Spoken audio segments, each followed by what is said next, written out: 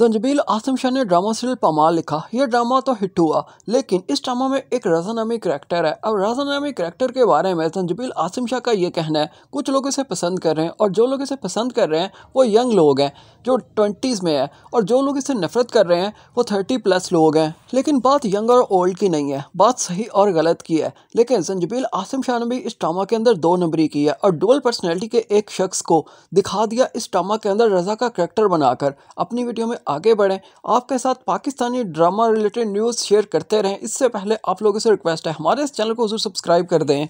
किसी भी मर्द की या किसी भी औरत की डुअल पर्सनैलिटी नहीं होती। या तो वो लविंग होता है, प्यार करने वाला होता है, प्यार वही शख्स करता है जिसको एहसास होता है।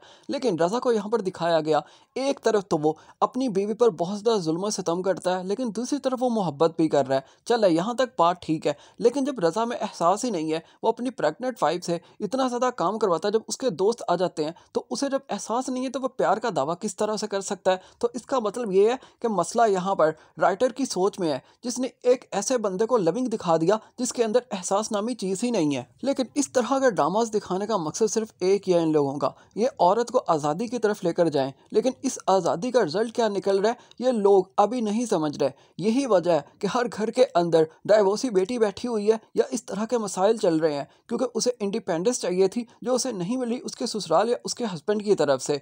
यही वो फ़र्क है जो 90s की शादियाँ होती थी तभी वो ज़्यादा चलती थी कि मर्द भी और औरत भी कंप्रोमाइज़ करते होते थे। कोई भी रिलेशन चलाने के लिए शुरू में तो कंप्रोमाइज़ करने पड़ते हैं, लेकिन जैसे जैसे वक्त गुजरता है खुद ब खुद वो रिश्ते खूबसूरत होते चले जाते हैं। इवन लव मैरिजेस के अंदर भी शुरू में मुश्किलात का सामना करना पड़ता है। 2 डिफरेंट लोग होते हैं और आपस में जब उनकी शादी हो जाती है तो उनकी ख्वाहिशात हो या एहसासात हो, उनके सोचने का अंदाज हो, सब कुछ ही एक दूसरे से डिफरेंट होता है। लेकिन जब वो कंप्रोमाइज़ करते हैं, एक दूसरे को समझते हैं, तो फिर ख्वाहिशात भी मिल जाती हैं और जज्बात भी मिल जाते हैं और एहसासात भी एक जैसे हो जाते हैं। लेकिन इसके लिए टाइम चाहिए होता है। अगर शुरू के अंदर ही अपनी अपनी मर्जी एक दूसरे के ऊपर मुसल्लत करनी शुरू कर देंगे तो ये रिश्ता कभी भी नहीं चलता। और यही वो रीज़न है जिसकी वजह से आज इतनी शादियाँ फ्लॉप होती हैं। लेकिन ये लोग शुरू के अंदर ही चाहते हैं कि लड़की को एक भी दिन कंप्रोमाइज़ ना करना पड़े। संजबील आसिम शाह खुद एक्सेप्ट करती है और खुद मानती है कि मेरी ही इस स्टोरी से, मेरे ही इस ड्रामा से मेरी अपनी सकी बेटी भी एग्री नहीं कर रही।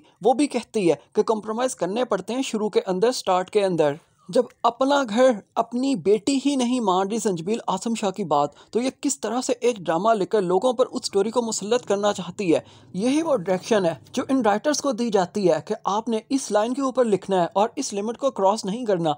हालांकि सही गलत इन्हें भी पता होता है, तभी इनके अपने बच्चे भी इनकी स्टोरी से एग्री नहीं करते, लेकिन ये माशरे पर इस स्टोरी को मुसल्लत करना चाहते हैं।